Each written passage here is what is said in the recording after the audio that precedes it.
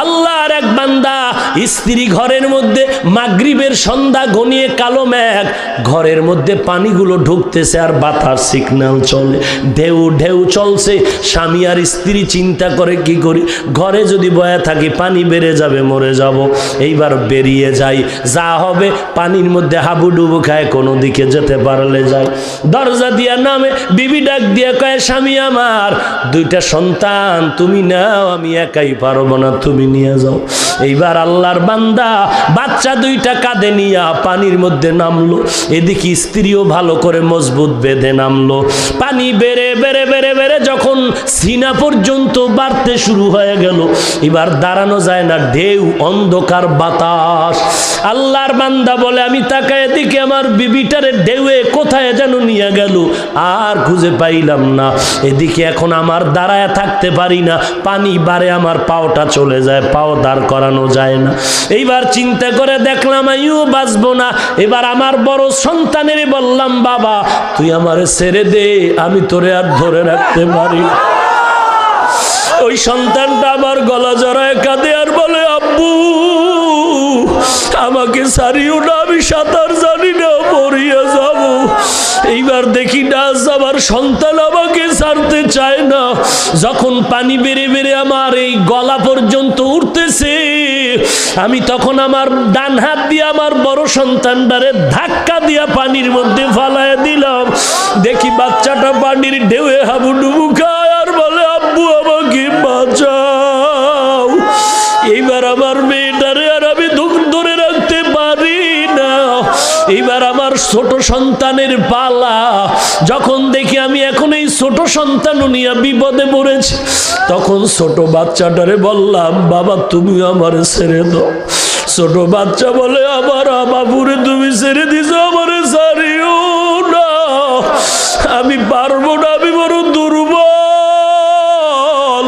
হুজুর যখন দেখি আর সরেই না, মামার বাচ্চাটা এমন ভাবে গলা আঞ্জা করে ধরেছে, এক পর্যায়ে আমি বাচ্চাটার হাতের মধ্যে জোরে দাঁত বসায় দিল, রক্ত বের হয়ে গেল। বাচ্চাটা কান্না করে হাতটা ছেড়ে দিল। এই বাচ্চাটারও ছেড়ে আমি একা একা বাঁচার চেষ্টায় দৌড়াই।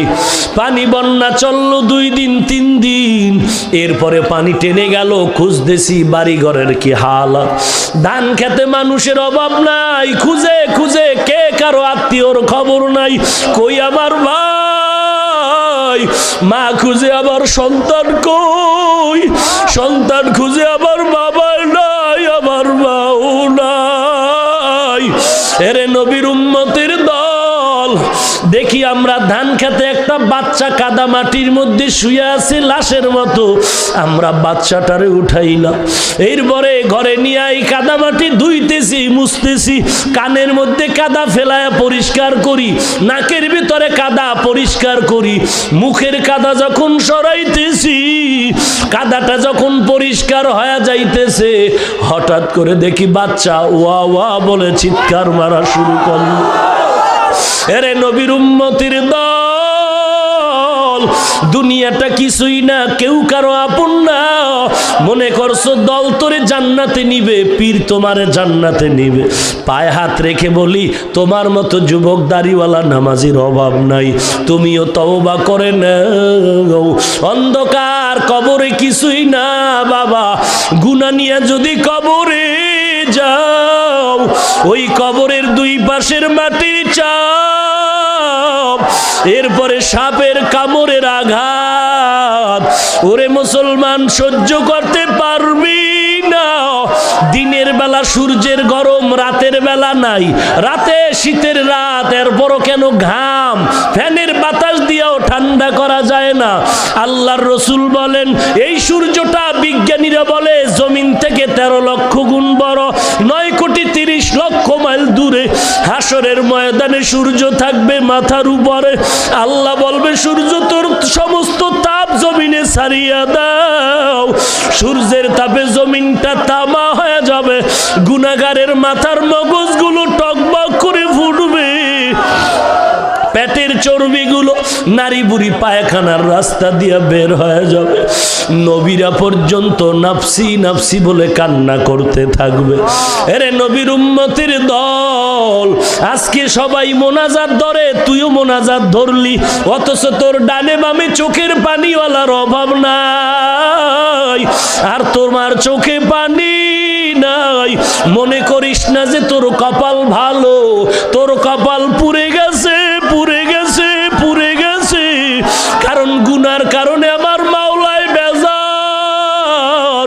ওরে আল্লাহর বান্দা, মাথাটা নত করে তওবার দরজায় ফিরে আল্লাহকে ডাক দাও। ওরে আল্লাহ, তুমি আমার আপনার কেউ নাই, আমি কত অন্যায় করেছি তুমি জানো, আর গুনাহ করব না। তুমি আমাকে কান্নাওয়ালা চক্ষু দান করো আল্লাহ। আল্লাহ, তুমি আমারে কান্নাওয়ালা চক্ষু দাও। যদি দেখো চোখে পানি না আসে, কান্নাওয়ালার কাছে হাতটা বাড়াইয়া দোয়া চাও, হাতটা বাড়ায় বলো, চোখের পানিওয়ালা ভাই, ওরে কান্নাওয়ালার দোয়া আল্লাহ খালি ফিরাইয়া দিবেন না, তুমি আমার জন্য একটু দোয়া করে দাও। আমার মতো খারাপ কেউ নাই। এই বয়ানটা সেদিন এক জায়গায় দিছি, মোনাজাতের পর এক যুবক আইসা কান্না করে, হুজুর আমি বহু অন্যায় করেছি, আমার নাজাতের কোনো পথ আছে নাকি? আমি বললাম, বাবা তুমি কি করো? বলে, আমি এক ইঞ্জিনিয়ারিং চাকরি করি। হুজুর, আমি আমার মা বাবারে কষ্ট দিয়েছি, আমি আমার উস্তাদের কষ্ট দিয়েছি, আমি এলাকার কত মুরব্বীরে কত গালাগালি করেছি, আমার নাজাতের কোনো রাস্তা আছে কি না হুজুর? আমার মাথায় হাতটা দিয়ে দোয়া করিয়া যান। ওরে যুবক, পায়ে ধরে বলি, জাহান্নামের আযাব সহ্য করতে পারবি? সূর্যের তাপ এখনই গরম সহ্য করা যায় না, আল্লাহর দরবারে কাঁদো। ওরে অনেকের মা নাই, অনেকের বাবা